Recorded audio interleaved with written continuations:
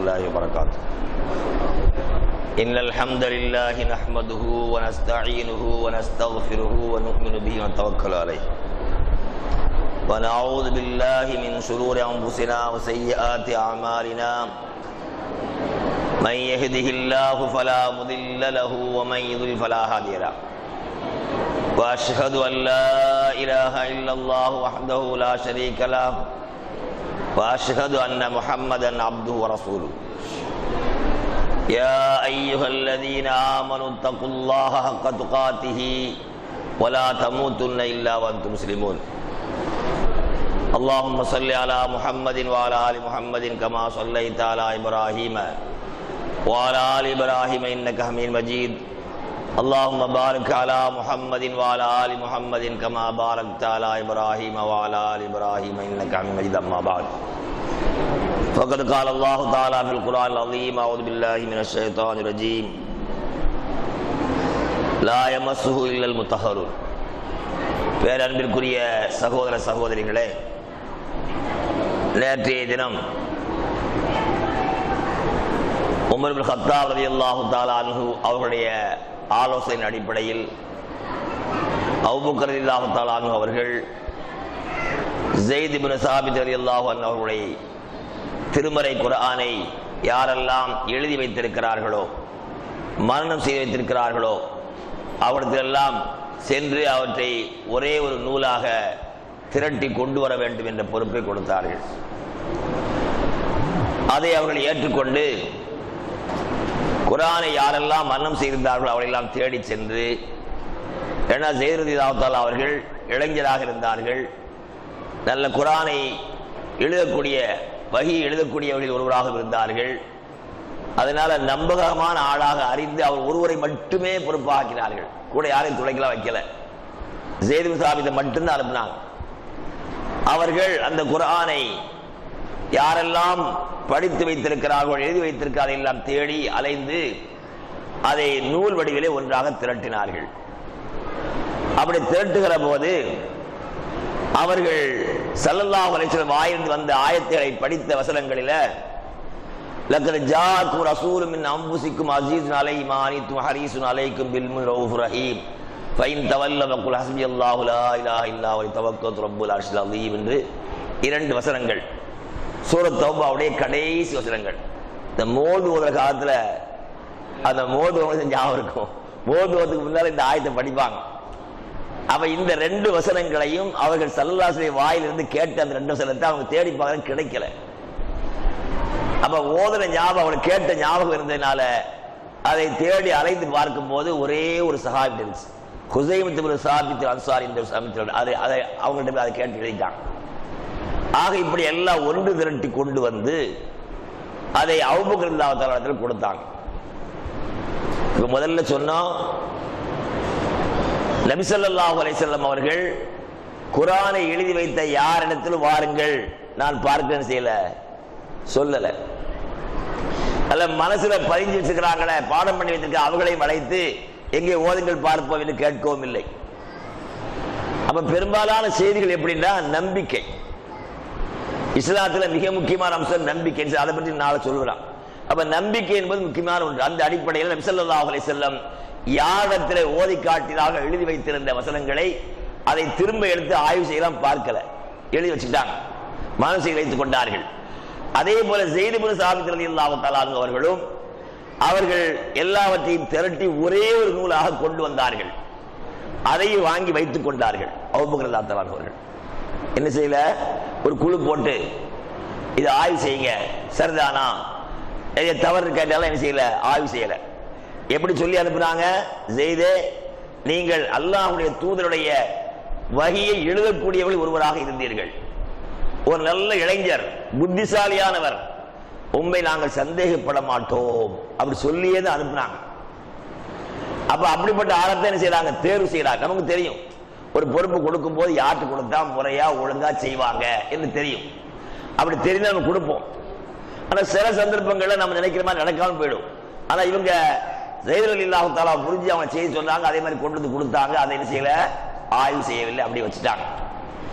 இந்த புத்தகம் அபூபக்கர் ரலியல்லாஹு தஆலா அவர்கள் மரணம் அடைகின்ற வரையில் அவலத்திலேயே இருந்தது. இப்ப நூல் எத்தனுக்கு ஒண்ணுதான். இதில் சில பல பிரதியாக ஆக்கல. அப்ப என்ன செய்தாங்கன்னா இவங்க கொண்டு வந்த நூலையும் வச்சுக்கிட்டாங்க, அவங்கள்ட்ட இருந்து செய்தாங்க, படிக்கவும் செய்தாங்க, மனப்பாடம் செய்து மனசு அந்த அடிப்படையை ஓதிக்கொண்டார்கள். அப்ப இப்படியே ஒரு காலம் கழிந்தது. அபூபக்கர் ரலியல்லாஹு தஆலா அவர்கள் மரணம் அடைகின்ற போது அவர் மரணத்துக்கு முன்பாக அதை உமர்ட்ட கொடுத்தாங்க. உமர் ரலியல்லாஹு தஆலா அவர்கள் அதை பத்திரப்படுத்தி வைத்துக் கொண்டார்கள். அப்பவும் என்ன செய்யல, பல பிரதிகளாக ஆக்கல, ஒரு பிரதி இருக்குது. அவர்களுடைய மரணத்துக்கு கொஞ்சம் முன்பாக தன்னுடைய மகள் ஹப்ஸா ரலியல்லாஹு தஆலா அன்ஹா, நபி ஸல்லல்லாஹு அலைஹி வஸல்லம் மனைவி, அவங்கள்ட்ட கொடுத்துட்டாங்க. அப்ப ஒரே ஒரு பிரதி அபூபக்கர் காலத்திலிருந்து உமர் ரலியல்லாஹு காலம் முடிந்து ஹப்ஸா இடத்தில் இருக்கிறது. உஸ்மான் ரலியல்லாஹு தஆலா ஆட்சி காலம் வந்து விட்டது.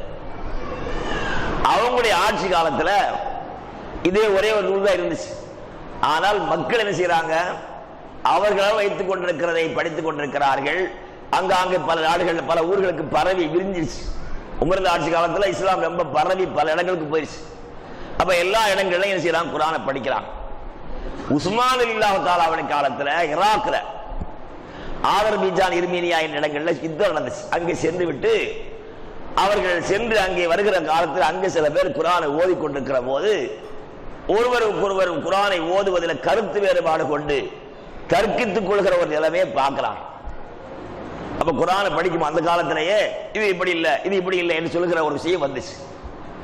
அப்படி வந்த உடனேயே அவளுக்கு கொஞ்சம் கவலை ஏற்பட்டு அவளை உள்ளத்திலே இப்படிலாம் தர்க்கம் ஏற்பட்டு கொண்டு வேலைக்காரர்கள் பிரிந்து போவதை போல பிரிந்து போய்விடுவார்களோ என்று பயந்தாங்க. இந்த பிரிவினை எங்கிருந்து நினைக்கிறீங்கன்னா வேலைக்காரர் தான், யூதர்கள் இருந்துதான் அவங்க தான் சூழ்ச்சி பிரிச்சு சமுதாயத்தை கூறுபட்டவங்க, அவங்க தான் பல பிரிவுகளா பிரிஞ்சவங்க. அதனால் அப்படி ஆயிடுமோ, குர்ஆனை வைத்து பிரிந்து விடுவார்கள். ஏன் குர்ஆனை வச்சு செய்யல, யாரும் பிரியல.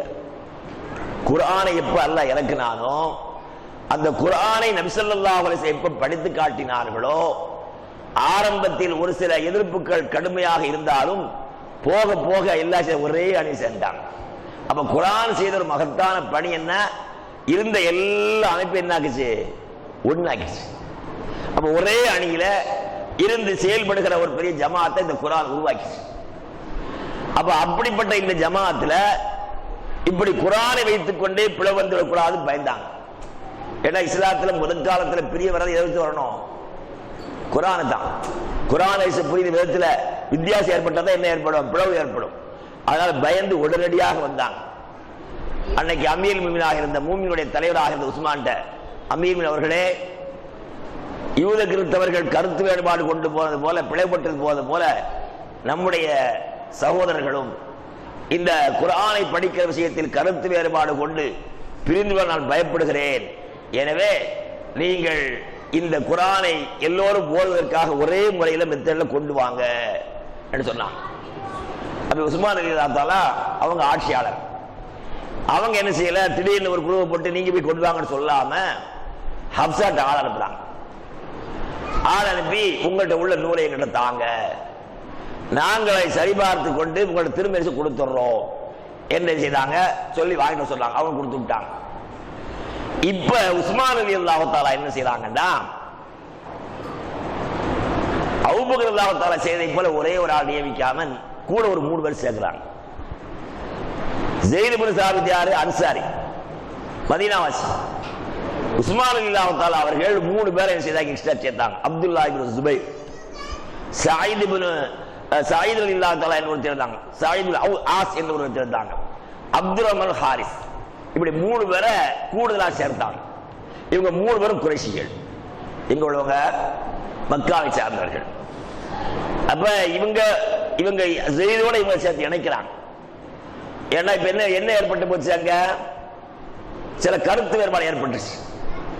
உமர் ரலியல்லாஹு தஆலா சொன்னது கருத்து வேறுபாடு அடிப்படையில் இல்லை. எதனால சொல்றாங்க, குர்ஆனை மரணம் செய்த பாதுகாத்து வைத்திருந்த பலர் மரணித்துக் கொண்டிருக்கிறார்கள். அதனால இப்படியே போனா குர்ஆனை படித்துள்ள குர்ஆன் நிறைய மறைந்து போயிடும் பயப்படுறாங்க. இப்ப என்ன சொன்னாங்க, ஹுதைஃபா ரலியல்லாஹு தஆலா சொன்ன விஷயம் அது இல்ல. என்ன செய்தாங்க, கருத்து வேறுபாடு வந்துருச்சு, அவ பிரச்சனை வந்துருச்சு. அப்ப இதை பிளவாக வைத்துக் கொண்டு பிரிந்து போய்விடக் கூடாது. சமுதாயத்தில் பிரிந்து போறது மிகப்பெரிய குற்றம்.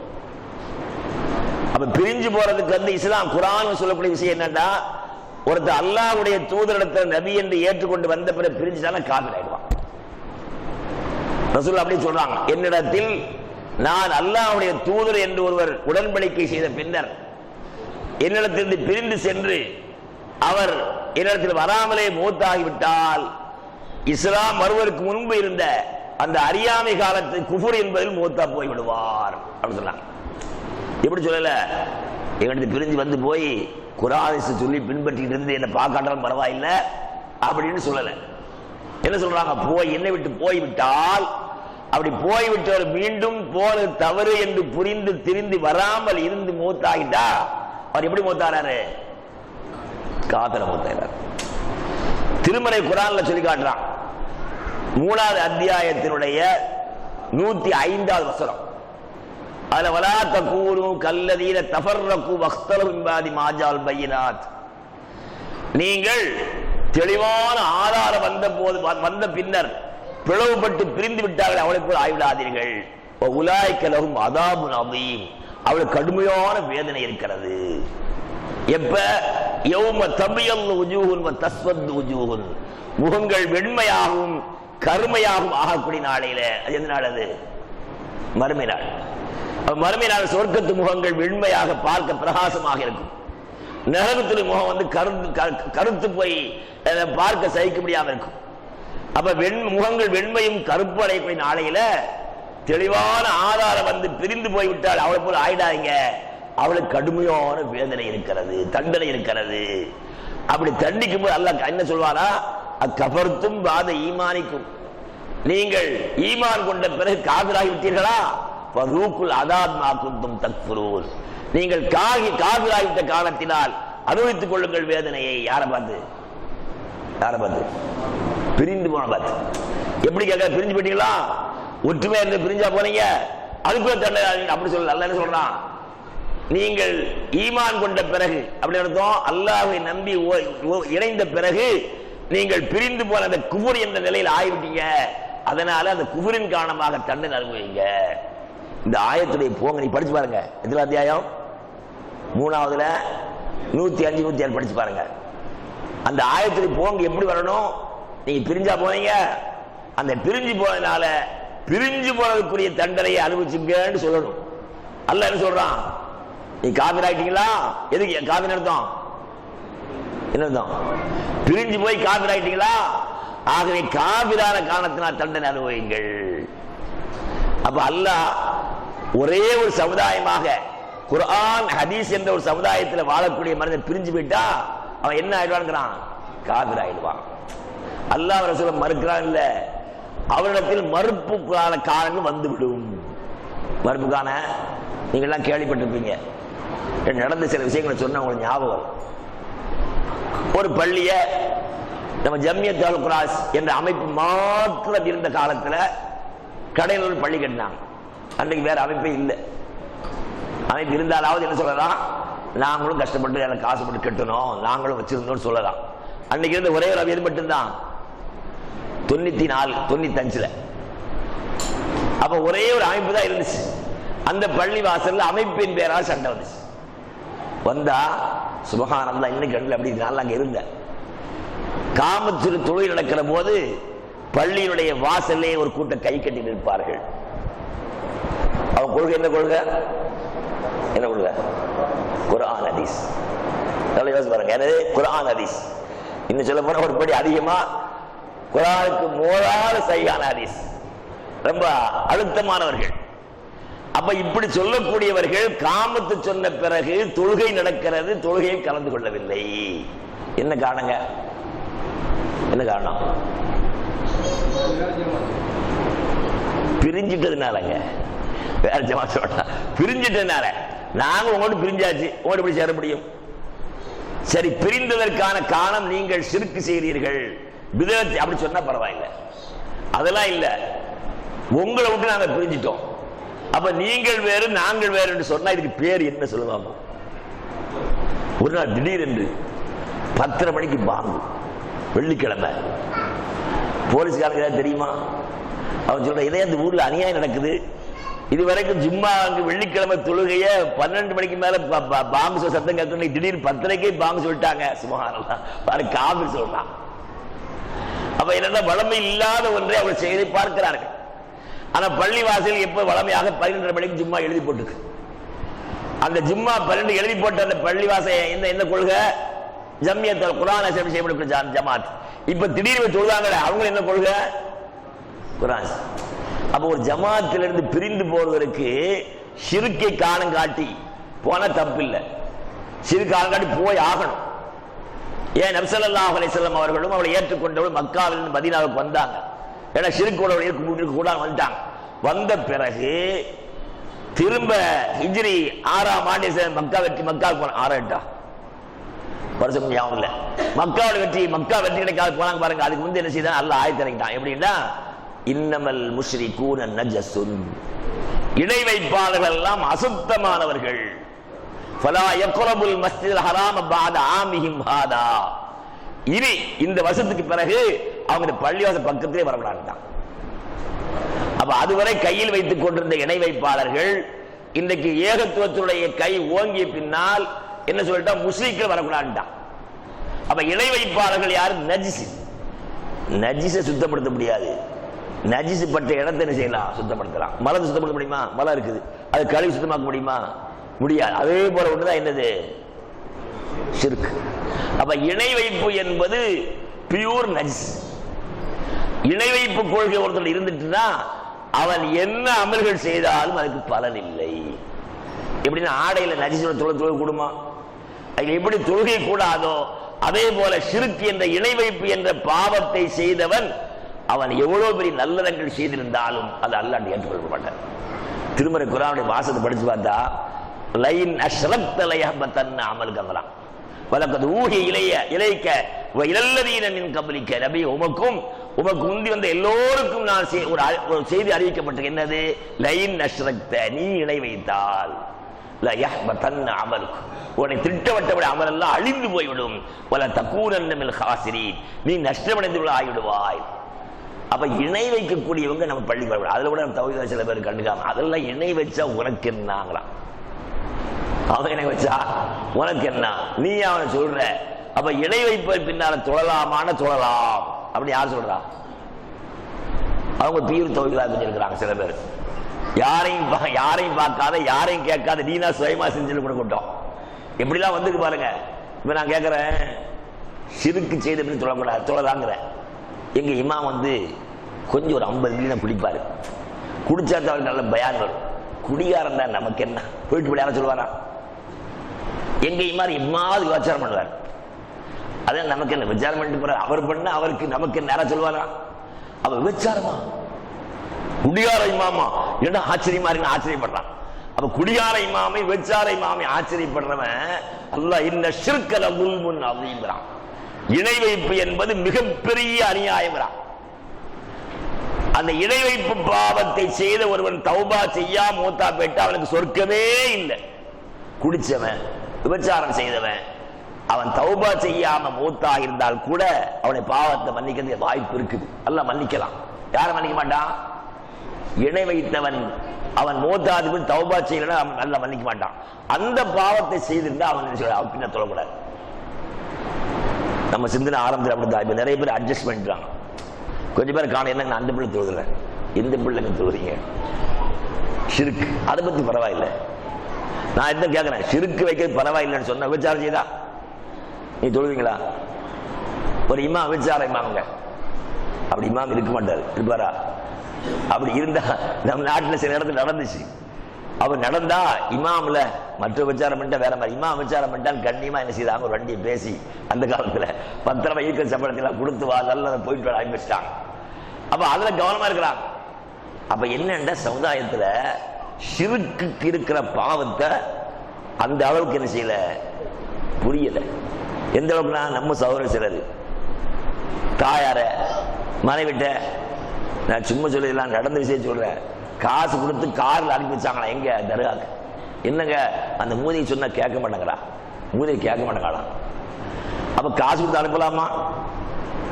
அதே மூதேவி நீ வேணா ஒன்னே வச்சுக்கிறேன், வேற ஆள்கிட்ட அனுப்புவானா? என்னது சொல்லாம் வெட்டிமா.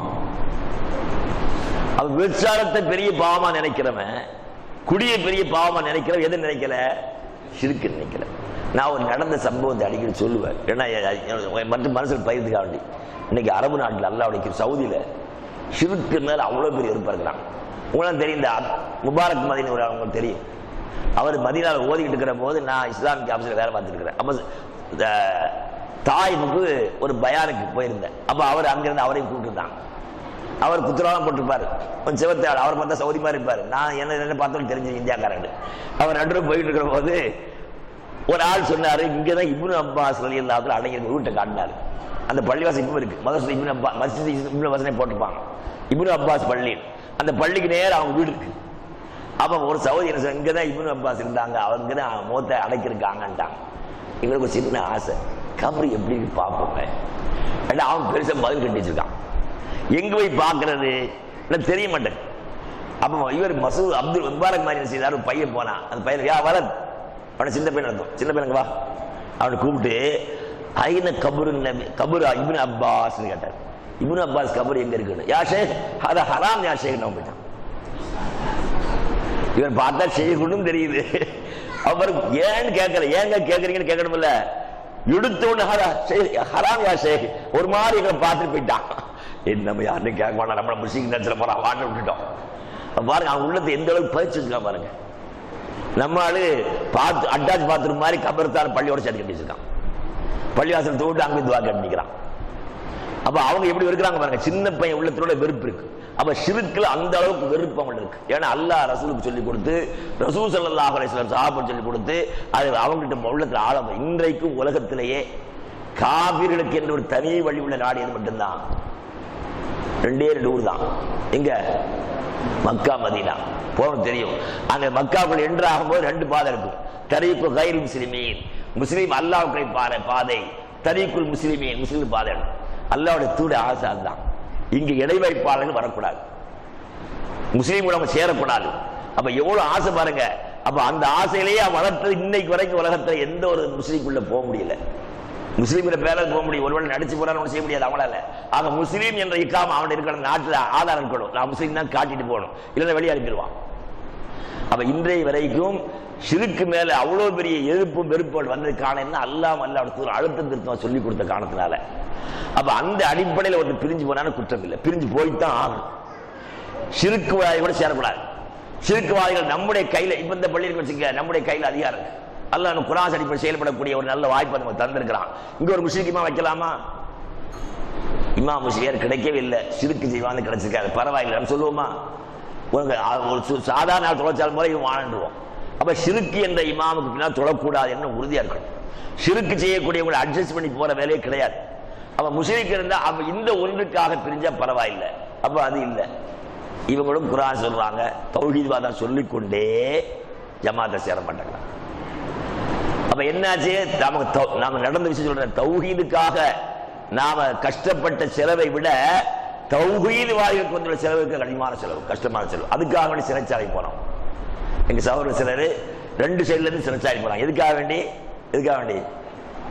தௌஹீதுக்குள்ள சண்டை வந்து பிரிஞ்சதுனால. ஷிர்க்கை எதிர்த்து சிறைச்சாலை போயிருந்தா பெருமைப்படலாம், அல்ஹம்துலில்லாஹ் சந்தோஷப்படலாம். தௌஹீதுக்குள்ள பிரச்சனை வந்து பிரிந்து போனதுனால சிறைச்சாலைக்கு போற அளவுக்கு சூழல் ஏற்பட்டுச்சு. பள்ளிவாச போலீஸ்காரன் கையில போய் போலீஸ் இருக்கிற அளவுக்கு மக்கள் பேச ஆரம்பிச்சான். அப்ப இந்த இழிவெல்லாம் வந்ததுக்கு என்ன மெயினா காரணம்? என்னது? என்ன காரணம்? ஒரே காரணம் பிரிவினை.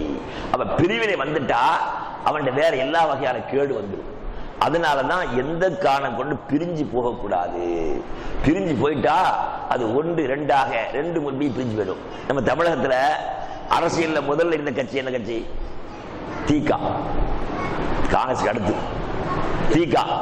தீகா என்ன செய்யல? உங்களுக்கு எனக்கு கொஞ்சம் தாங்க தெரியும் அரசியல். தீகா என்ன செய்யல? அரசியல் பேசினாங்க, போட்டியிடல தானே. அவங்க போட்டிட்டாங்களா? இல்ல. அப்ப இதுல ஆக்கப்படாத திமுக பிரிஞ்சு வந்துச்சு. திமுக அண்ணா திமுக வந்துச்சு, அப்புறம் மா திமுக வந்துச்சு. மூணு தானே வேற இருக்கா? எம்ஜிஆர் திமுக வந்துச்சு. இப்ப பாத்தீங்கன்னா தமிழகத்துல பிரதான எதிர்கட்சிகள் யாரெல்லாம்? காங்கிரஸ் திமுக இல்ல, திமுகவும் அண்ணா திமுகவும் அல்ல, அண்ணா திமுகவும் திமுகவும். அப்ப ஒரே கொள்கையில் இருந்து வந்தவர்கள் பிரிஞ்சுட்டா அவங்க ரெண்டும் நேர் எதிரியா மாறிடுவான். ஷைத்தான்கிற கம்மியா வேலை செய்வான். ரெண்டும் இணைஞ்ச கூடாத, இணைஞ்சா அவங்க பலமாயிடுவான். அதனால பிரிவினை என்பது அல்லாஹ்வுடைய பார்வையில், அல்லாஹ்வுடைய தூரை பார்வையில் மிகப்பெரிய பாவம். அதனால ஏகத்துவ சிந்தனையில குர்ஆனில் சேர்ந்த அந்த அமைப்பில் பிரியக்கூடாது. அல்லாஹ்வுடைய தூதர் எவ்வளவு அன்பானவங்க. அர்சல்னாக இல்லா ரஹ்மத்துல் ஆலமீனா, உம்மை அகிலத்தாருக்கெல்லாம் அருள்குடையாக விட்டால் எனக்கு அனுப்பல, அருள்குடையாத்தான் அனுப்பியிருக்கான். மனிதனுக்கு மட்டுமில்ல மிருகங்கள் கூட இரக்கம் காட்டிய நபி முஹம்மது ஸல்லல்லாஹு அலைஹி வஸல்லம் அவர்கள். அவங்க ஒரு தலைவருக்கு நீங்கள் உடன்படிக்கை செய்து கொடுத்த இன்னொரு தலைவன் அறிவிச்சா வெட்டிருங்கண்ணா. ஏன்னா அவனால் என்ன செய்யும், மிகப்பெரிய பிளவுகள் ஏற்படும். அப்ப அதனால அந்த ஏற்படுறதுனால இஸ்லாமிய ஆட்சியாக இருந்தால், இஸ்லாமிய தலைமைத்துவமாக இருந்தால், ஒருவரை தலைவர் என்று வைத்த பிறகு அந்த அதே கொள்கை சொல்ல ஒரு தலைவர் செய்யக்கூடாது, வரக்கூடாது. அவ்வளவு பெரிய பாவம். அதனால இன்னைக்கு நம்ம அனுபவிக்கிறோம். அப்படி பிரிஞ்சு போவதனால எத்திற்கு பேசுவாங்க. அவ ஜம்மியத் அஹ்லுல் குர்ஆன் ஹதீஸ் அழகான பேர். குர்ஆனையும் ஹதீஸையும் சொல்வதற்காக ஒரு அமைப்பு. அப்ப ஒரு ஆள் ஜம்மியத்துல் குர்ஆன் வேண்டான்னு போனார்னா எது வேண்டான்னு போறார் அர்த்தம்? என்ன பிடிக்காம இருக்கலாம். அல்ல கமால் கொஞ்ச கால தலைவர் இப்ப அப்துல் கலாம் இருக்கிறார், அவரை பிடிக்காம இருக்கலாம். ஆனா இந்த அமைப்பை விட்டே ஒருத்தர் போனாண்டா என்ன மாதிரி ஆயிடும், குர்ஆனை வேண்டான்னு போற மாதிரி ஆயிடும். அதனால ஜமாத்துடைய கட்டுப்பாடு இஸ்லாத்துல மிக முக்கியமான ஒன்று. ஜமாத்தை விட்டு பிரிவதால ஒரே ஒரு காரணத்துல பிரியலாம். எப்ப தலைவர் ஷிர்க் செய்கிறார், அந்த ஷிர்க்கும் அவங்க நினைக்கிற ஷிர்க் இல்ல, தெளிவான ஆதாரம் இருக்க வேண்டும். ரசூல் அப்படி சொல்றாங்க. என்ன பப்பாங்கறான், ஷிர்க்கு பப்பாங்க ஃபீஹி புர்ஹான் பப்பாங்கறான், மிக தெளிவாக. அரபில் பப்பாங்கற வார்த்தை பேர்ல மிக தெளிவாக தெரியக்கூடிய ஆதாரம் இருந்தால் தான் பிரிய வேண்டும். அப்படி எந்த காரணமும் இல்லை. ஷிர்க் என்ற கடுகளவு கூட நம்ம அந்த செய்யல. அந்த காலத்தை இப்பவாது வேற பேரை சொல்லி ஷிர்க் நம்ம முஸ்லிம் சொல்லிட்டு இருக்காங்க. அதுக்கு மிசால சந்திரன் போது அந்த காலத்து அதுவும் இல்லை. அவ பிளவுபட்டு போகக்கூடிய காரணம் பார்த்தா நல்ல காரணமே இல்லை. அப்ப அப்படி பிரிஞ்சு போறதுனால ஏற்பட்ட விளைவுகளை சந்திச்சு பார்க்கிறோம். அதனால பிளவுபட்டு போகக்கூடாது. அப்ப இந்த சமுதாயத்துல மிக முக்கியமானது ஒற்றுமை. எந்த அடிப்படையில? குர்ஆன். அப்ப இந்த குர்ஆனை ஒன்று திரட்டுறதுக்கு என்ன உஸ்மான் இல்லா ஒரு நூலை பல பிரதி ஆக்கிறதுக்கு அவங்க சொன்ன காரணம் என்னது? பிளவுபட்டு போயிடக்கூடாது.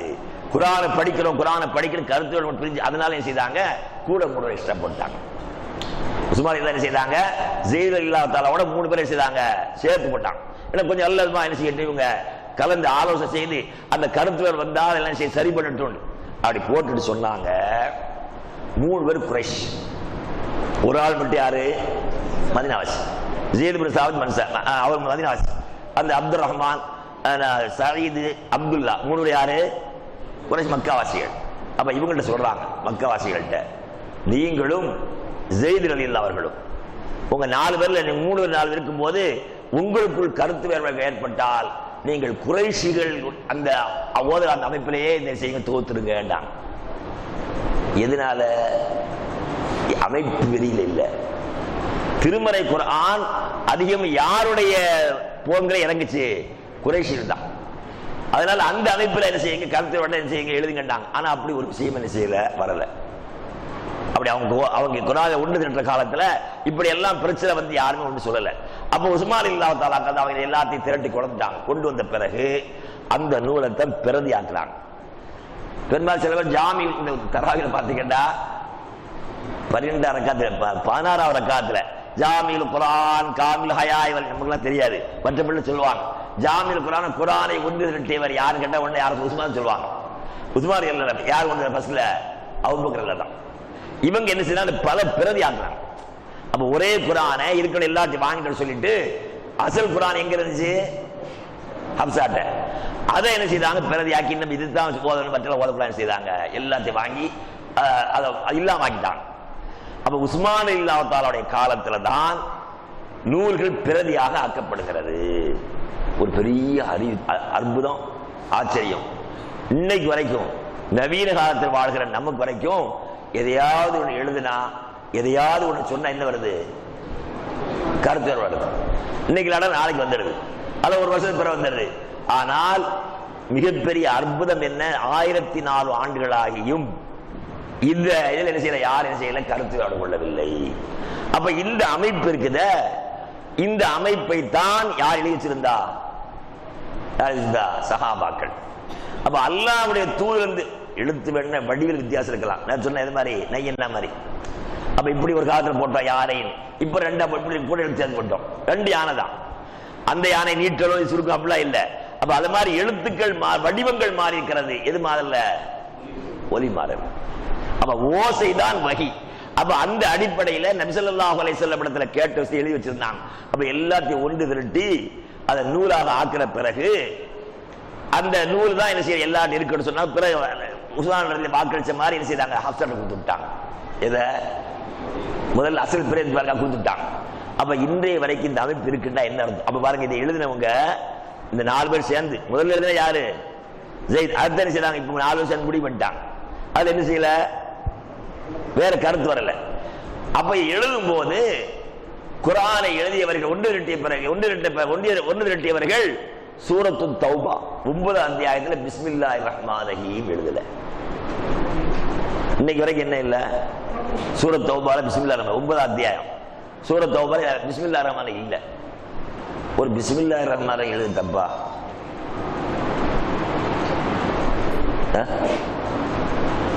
என்ன ஒரு பிஸ்மில்லாஹிர் ரஹ்மான் தப்புங்க?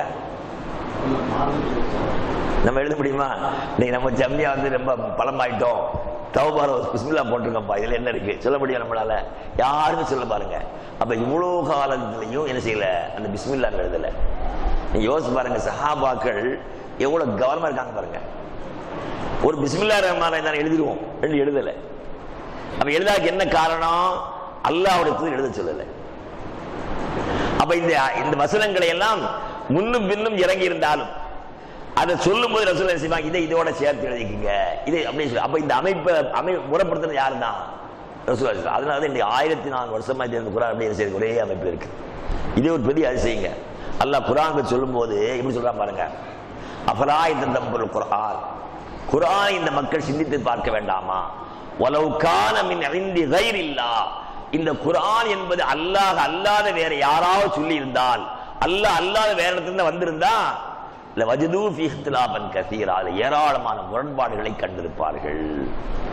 அல்லாஹ் தான் இறக்குனாங்கிறதுக்கு ஒரு ஆதாரம் என்ன இல்லை, அதுல முரண்பாடுகள் இல்லை. அப்ப பெரிய அதிசயம். நம்ம யோசிச்சு பார்த்தா அவ்வளவு பெரிய அதிசயமான ஒரு பொக்கிஷம் கையில வச்சிருக்கிறோம்.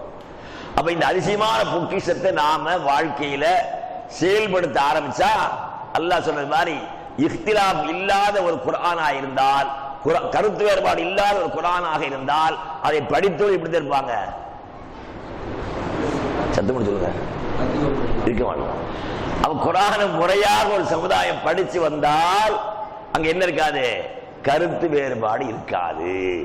கருத்து வேறுபாடு முரண்பாடு ஏற்பட்டிருக்கிறது என்றால் குர்ஆன் என்ன செய்யணும் அர்த்தம்? சரியாக சிந்திக்கவில்லை.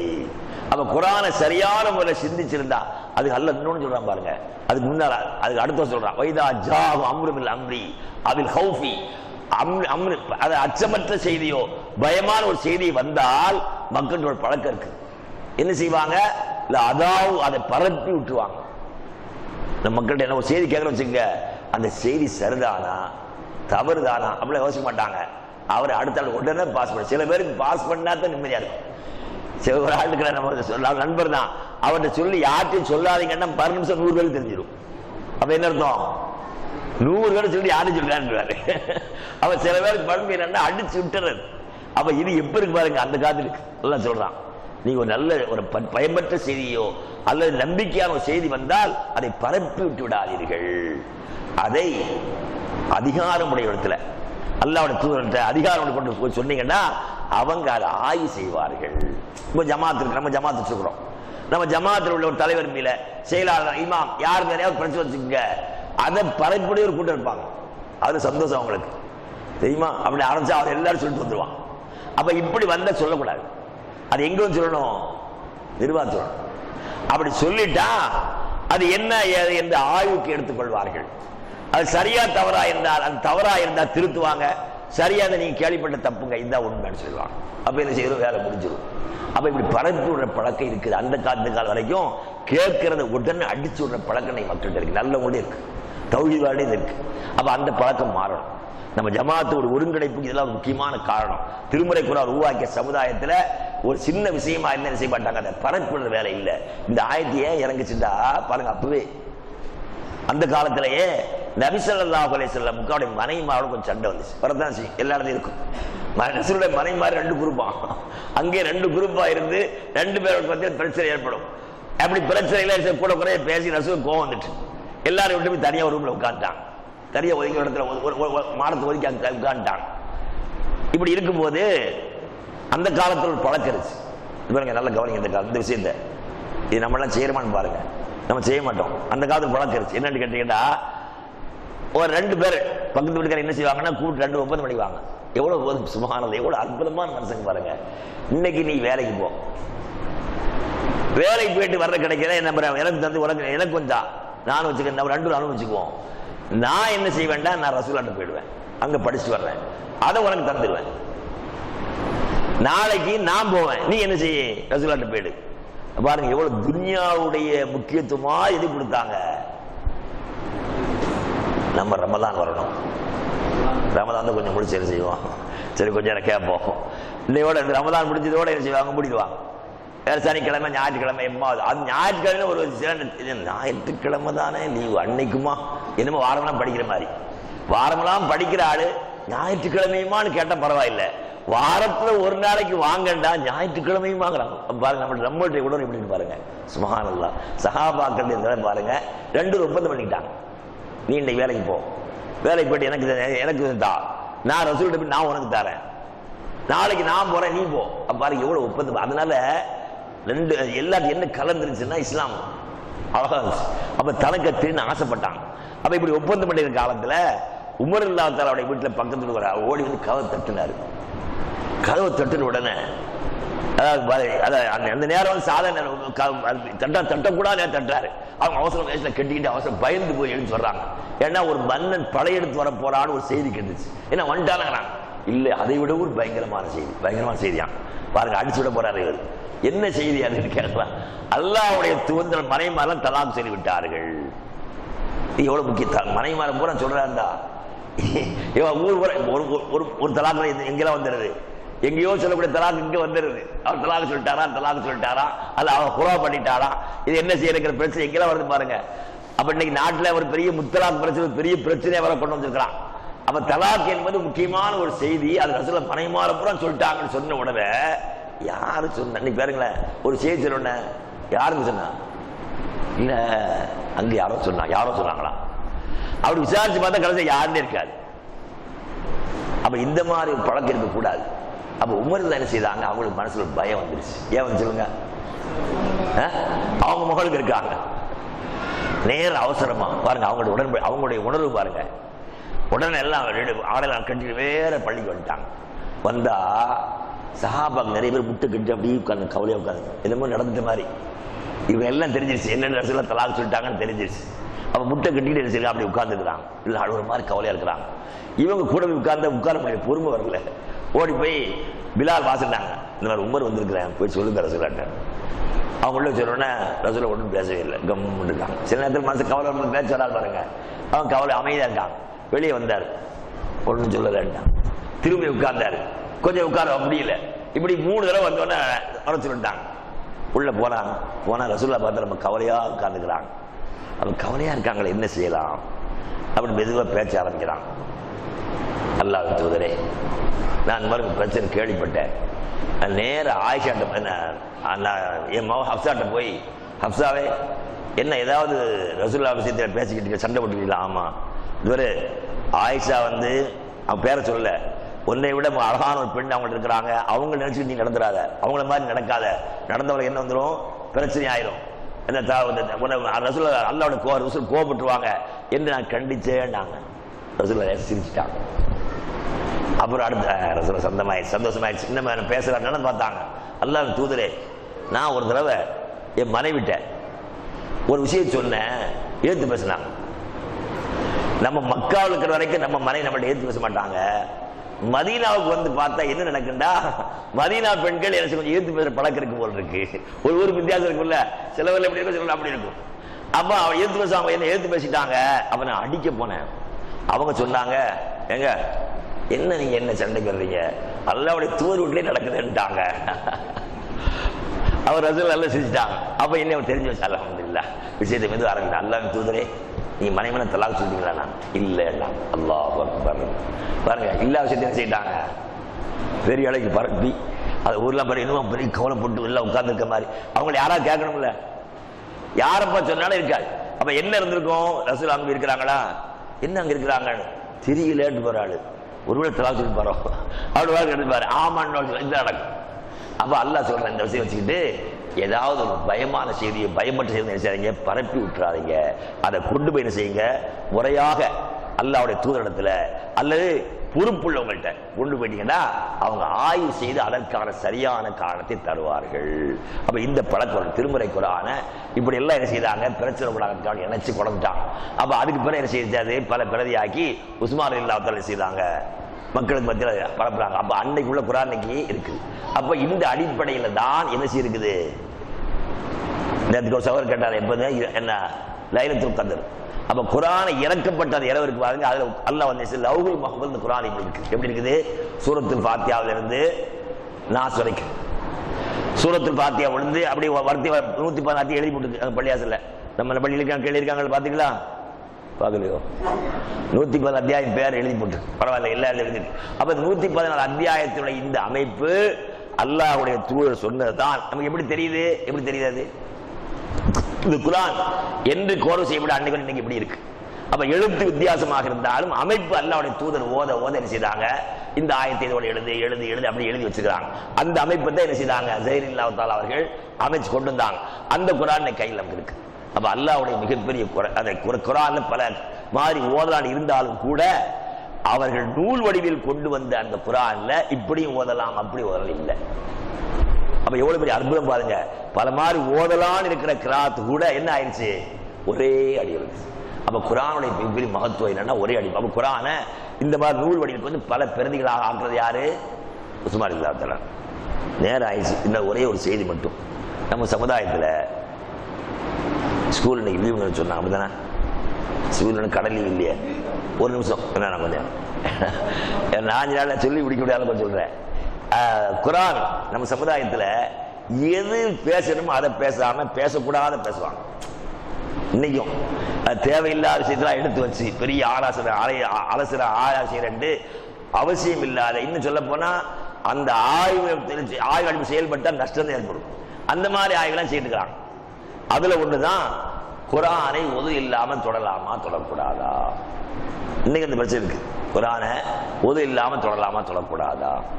அப்ப நீங்க கொஞ்சம் யோசிங்க. நீங்க இவ்வளவு நான் சொன்னேன்ல, 2-3 நாள் சொல்லிட்டு இருக்கிறேன். குரானை இந்த நூலுடைய இருக்கிற நூலுடைய இந்த குரானை இதை ஒது இல்லாம தொடலாமா தொடக்கூடாதா ஒரு ஆள் சொல்லுங்க பார்ப்போம். குரானை இல்லாமலே சொல்லுங்க பார்ப்போம். என்ன காரணம் சொல்லுங்க, என்ன காரணம்? எப்படி நூல் வடிவில் ரசூலுல்லாஹ் காலத்தில் இல்ல. குர்ஆன் நூல் வடிவில் யார் காலத்தில் இல்ல. அப்ப என்ன பிரச்சனை வரலாம்? குர்ஆனை உது இல்லாமல் ஓதலாமா ஓதக்கூடாதா வந்தா அது முறையான கருத்துன்னு சொல்லலாம்.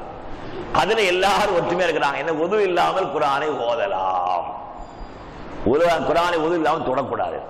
ஒரு ஆள் குர்ஆனை காலையில உது செய்து நல்ல குளிச்சானே வச்சுக்கோங்க, நல்ல குளிச்சு அதெல்லாம் போட்டு நல்ல உதவ முழுக்க செய்து குர்ஆனை பத்திரம் வச்சுக்கிட்டாரு, ஒண்ணுமே ஓதல. ஒரு ஆள் சும்மா அங்கே வந்தா தூங்கி எஞ்சி அப்படியே வந்து ஊச்சதுக்கு முன்னால தூங்கிட்டே சொல்லிட்டாரு. யாருக்கு நன்மை? இவர் விடிய விடிய வச்சு நன்மை கிடைக்க போதா? அப்ப நன்மை இல்லாத ஒன்றுக்கு ஒது வேணுமா? நன்மை இல்லாத ஒன்றுக்கு என்ன வேணும்? நன்மையான காரியம் ஒது வேண்டியதில்லை. அப்ப அறிவுபூர்வமா சிந்திச்சாலே என்ன சொல்ற, நூல் வடிவில் இல்லப்பா, இருந்தா தானே தொடலாமான்னு பேச்சு வரும். அது இல்லை. வேற எப்படி பிரச்சனை வந்துச்சு? லாயமஸ்ஸுஹு இல்லல் முத்தஹ்ஹரூன் 56 வசனத்துல அத்தியாயத்துல 79 வசனம் அல்லாஹ் சொல்ல லாயமஸ்ஸுஹு இல்லல் முத்தஹ்ஹரூன், சுத்தமாக்கப்பட்டவர்களை தவிர, தூய்மையாக ஆக்கப்பட்டவர்களை தவிர வேறு யாரும் இதை தொட மாட்டார்கள். சில வார்த்தை அரபியில 2 பொருளுக்கு இந்த பொருத்தமா இருக்கும். இலக்கண அடிப்படையில லாயமஸ்ஸுங்கிற வார்த்தை இருக்குது, அரபியில 2 வார்த்தைகள் சொல்லலாம். அது தொட வேண்டாம் அர்த்தம் இருக்கு, தொட மாட்டாலும் இருக்கு. அவன் இங்க சொல்ற முத்தஹர் சொன்னா சுத்தமாக்கப்பட்டவர்கள். அவங்க யார் சொல்ல பார்ப்போம்? மலக்கு. நம்ம யாரு? ஒவ்வொரு வகுத்து ஒழிச்சுக்கிட்டே இருக்கணும். ஒழிச்சு திரும்ப ஒழிச்சிடும். என்ன ஒது போயிட்டுக்கிறோம். அவ நம்ம துப்புரவாக்கப்பட வேண்டியவர்கள், அவங்க துப்புரவாக்கப்பட்டவர்கள். ஏண்டா குர்ஆனை என்ன சொன்னாங்க? முகமது ஸல்லல்லாஹு சொல்லல, யாரு ஷைத்தான் படிச்சு காட்டுறான், அது சொல்லிட்டு இருக்கிறாரு, இது கட்டுக்கதைகள்லாம் சொன்னாங்க. அப்ப அல்லாஹ் அதை மறுத்து இன்னஹு லகுர்ஆன் கரீம், அது சங்கரிப்பு குறை. எது அது? எது அது? லவ்ஹுல் மஹ்ஃபூஸ் இருக்குது. அது என்னது? கண்ணிமிக்க குர்ஆன். இன்னல் குர்ஆன் கரீம் ஃபீ கிதாப் மக்னூனின், அது பாதுகாக்கப்பட்ட புத்தகத்தில் உள்ளது, பதிவில் இருக்கிறது, பாதுகாக்கப்பட்டிருக்கிறது. லா யமஸ்ஸூன், அதை தொட மாட்டார்கள். அரபியில அதாவது பிரதி பெயர் சொல்லும் பாருங்க. இது லமீர் சொல், பிரதி பெயர். அவன், அவள், நீ, நீங்கள், நான். அதுக்கு என்ன தமிழ்ல சொல்லுவோம்? பிரதி பெயர். பிரதி பெயர் வந்தா அதை யாரும் காட்டுகிறாள். அவன் சொன்ன கேட்போம். அவன் என்ன கேட்போம்? அவன் அப்படி சொன்ன என்ன கேட்பீங்க? எவன் கேட்போங்க. அவன் தான், எவன் தான் அப்படி கேட்போம் இல்லையா? அதுன்னு சொன்னா எதுன்னு கேட்போம். அதை தொட மாட்டாங்க. அல்ல எதை? லவ்ஹுல் மஹ்ஃபூஸை தொட மாட்டேன். நம்ம யாரை தவிர? சுத்தமாக்கப்பட்டவளை தவிர. இது அல்லாஹ் குர்ஆன் சொல்றான். அல்லாஹ் ரசூலோ குர்ஆனை தொடர்ந்து என்ன செய்யல? உதுவேன்னு சொல்லல. அது போக தினம் தினம் நம்ம தூங்குறோம்ல, தூங்க என்ன செய்வீங்க? மட்டும்தானா? ஏங்க நல்ல கவனம் கேளுங்க. குல் ஹுவல்லாஹ் ஒன்று, ஃபலக், நாஸ், மூணையும் ரெண்டு கையும் சேர்த்து வச்சு என்ன செய்யணும்? ஓதி ஊதி மேல தடவணும். மேல தடவ சொல்லி இந்த விஷயம் மட்டும்தான். காலை மாலை ஓதாங்கட்டு இருக்கு, அது தடவுனான இல்ல. இந்த இது மட்டும் ஓதி தடவுவாங்க. எந்த அளவுக்கு ரசூல் ஸல்லல்லாஹு அலைஹி வஸல்லம் மரணப்படுக்கையில் இருக்கிற போது ஓத முடியல. அப்ப ஆயிஷா ரலியல்லாஹு தஆலா ஓதி ரசூல் கையில ஊதி தடவுறாங்க. என்ன சொன்னாங்க? ரசூலோட கை பரக்கத்தான கை, அதனால ஓத முடியாது, நான் ஓதி அவங்க கையில ஊதி தடவி விட்டேன். அப்ப அந்த ஆயத்தை ஓதி தடவுறதுக்கு என்ன இருக்குது? ஒரு பலன் இருக்கிறது. அப்படி யார் சொல்றா? இதெல்லாம் இல்ல, அறிவுக்கு பொருந்துதா? குர்ஆனை ஓதுனானா, கையில ஓதுனானா, மேல தடவுனானா, இதனால என்ன இருக்கு அப்படின்னு ஒரு நினைச்சா வச்சுக்கோங்க. அவன் நம்ம ஹதீஸ் மருத்துவர் ஆயிடுவான். ரசூலுல்லாஹ் சொல்றாங்க ஓதி மேலாம் தடவி. எந்த சொல்றாங்க? முன்பாகத்தில் தடவி, பின்பாகம் கை எங்கெல்லாம் போகுதோ அது வரைக்கும் தடவட்டும். அப்ப 3 முறை. அப்ப அந்த ஆயத்தை நீ படிச்சு பார்த்து அர்த்தம் படிக்க சும்படி விடாது. அந்த ஆயத்துக்கு அவ்வளவு அழகான அர்த்தங்கள் இருக்கு. இப்ப இந்த 3 அத்தியாயம், ஆயத்திற்கு வசனம், இன்னும் சில வசனங்கள், இதெல்லாம் குர்ஆனா இல்லையா? இத ஓதணும்னு சொல்லிடுறாங்க. ஒரு ஆள் குர்ஆனை பார்த்து ஓதுறாரு. அப்ப குர்ஆன் சொல்ல முடியுமா? அப்ப குர்ஆனை ஓதுவதற்கு ஒது தேவை. ஒதுவுள்ள விஷயம் 2 தான். எதெல்லாம்? தொழுகையும் தவாஃபும். இந்த 2 தவிர வேற ஒது குர்ஆன்ல பார்க்க முடியல. அப்ப அல்லாஹ்வும் ரசூலும் சொல்லாத ஒன்றை